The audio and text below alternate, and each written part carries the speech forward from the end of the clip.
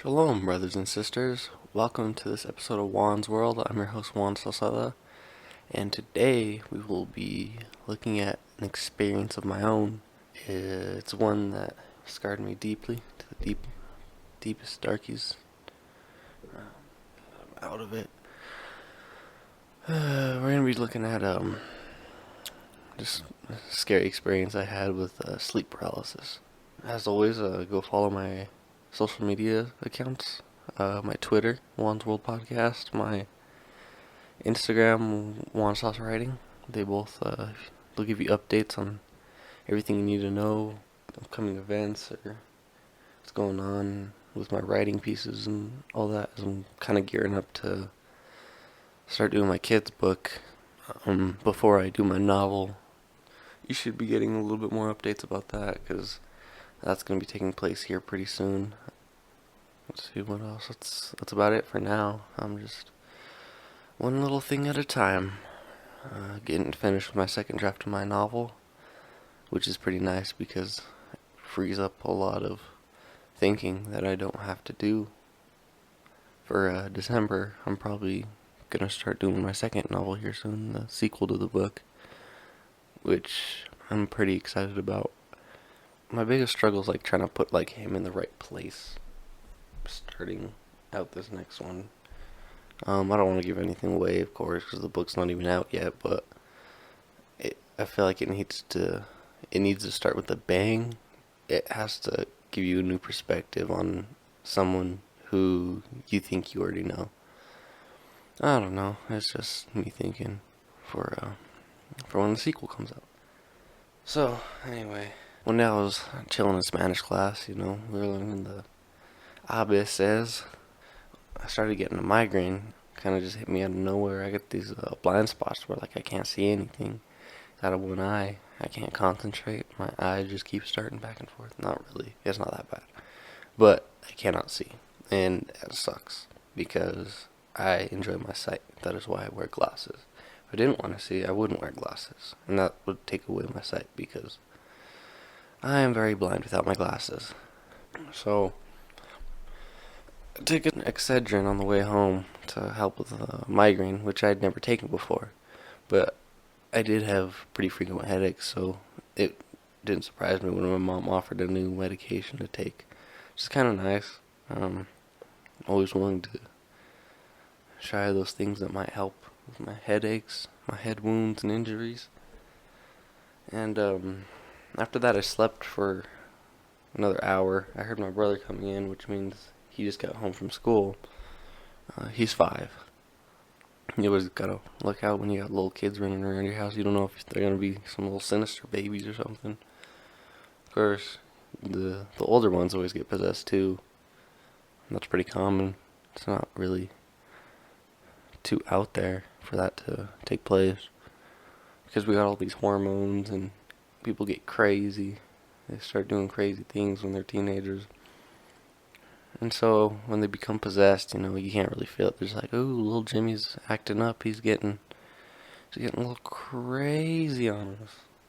And then the parents try and get help from a psychologist, or kids get beat for being possessed, beat the devil out of them. I don't know where that came from. Did people actually think that back in the olden days that you could beat the devil out of someone? You could just beat them till the devil comes out. I don't know. Until they die, I guess, and then, there's nothing in them at all, which in most cases probably happens when it comes to these exorcisms and whatnot.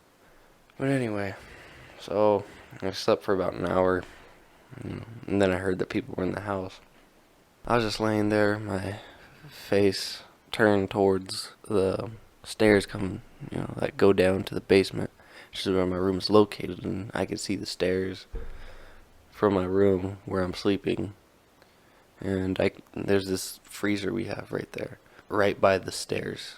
So I'm listening, and I hear someone walking downstairs. And I think, oh, okay, it's just my stepdad, he's coming to get some ice or something. I don't know, trying to make a Marie Callender pot pie. Shout out to Marie Callender. But I hear him coming down the steps. I'm sorry. I'm expecting to hear the freezer to open, but it never does. I'm waiting there, asking asking if he needed anything. Never said a word. Instead, there was this loud crunching sound, like it's almost like a wood breaking sound, like a heavy, heavy crunching sound. So I tried to say, what are you doing? Like, what's going on? I'm confused. 'Cause, my head hurt.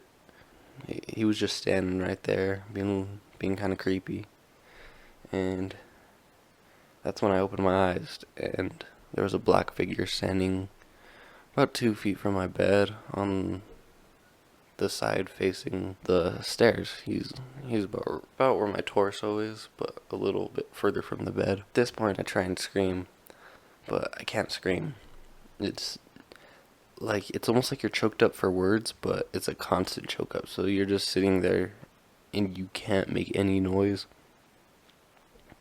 And the only thing that can move is your eyes. And so that's when I turned away my head, because my head was the only thing that I could move. My head and my eyes. I moved my head over, and I closed my eyes because I knew what sleep paralysis was. I'd watched documentaries about it. I'd seen stories of it. There's actually a really good documentary about it called The Nightmare. It's on Netflix. Go check it out. It's a good Halloween watch if you're looking for something interesting and creepy. But I couldn't turn away. Like it felt like wherever I went, he was there. Like, not that he was moving with me, but that you always felt it. Like, it wasn't even the seeing the black shadow. It was just knowing that it was always there no matter where you turned. It almost felt dreadful in a sense. And so I turned away, and I have a sliding glass mirror closet thing. So I turned the other way, and I saw into the closet, and I saw the reflection that it was standing there, and it ran through a tunnel thing. Like, there was just like a portal in my room, and the thing ran through it. So I closed my eyes, and I held them tight, and I was trying to like move my fingers just to be able to move something, get a little bit of control back. And I couldn't move anything. Like, and all of a sudden I saw the black figure just doing weird hand gestures across his face and making weird. It was almost like a jester, like kind of just doing weird dances and stuff. I don't know. And that's when I woke up. I ran upstairs, told him what happened to me. I nearly peed myself. Okay, maybe not nearly. I didn't get very close to peeing myself, but it honestly wouldn't have surprised me if I did. Cause hee-wee, that was a spooky incident. So I've been watching that Haunting at Hill House TV show recently, and if you haven't watched it, go watch it. It's on Netflix. It's a new series that they put out, but it's one of the most amazingly written shows that I've watched as of late. I'm on episode 5, and I don't want to get into spoilers, but it's really, really good. And I'll probably do a full review of it once I'm completely finished. And I'll let you guys know when that is. I mean, that's what good television is. Like, the two shows I compare it to most are Narcos and Breaking Bad, which are two of my favorite TV shows of all time. And it's up there to me, even with only 5 episodes in. It's that good, I think. And a lot of it is that it does the horror elements so well, along with the story elements, that it's blended just to give you that dreadful feel. Like, it's such a nice combination how they did it. And with that show, it got me kind of getting interested into silent horror films again. I had watched a few silent horror movies, I'm sorry, but I never really got into it. Like, I never watched a ton of them, but with this show, it's kind of getting me back to, like, want to watch the roots of horror in a sense. Just to know the first people to put something strange and kind of crazy onto film. Like, kind of just get a insight into what their minds were like when they're making those original movies, because they all had that weird, grainy look to them that I think just added to the horror element. I don't know if it still did at the time, if that made it creepier, but for sure now it does, because it's like that old relic-y kind of thing. that old mysterious grandma at the end of the street who stands outside all day, doesn't blink, has 17 cats, 16 of them are dead. And then your dad ran over one, and so now you guys can't afford Christmas. Because that's what happens. They put that freaky deaky magic on you, and then you're gone. So, getting this episode out a little bit before Halloween. I'll be getting an episode out on Halloween for sure. I gotta get a Halloween special going up in here. And then November, I'm looking to get some guests on here. I'm trying to get 2 guests per month.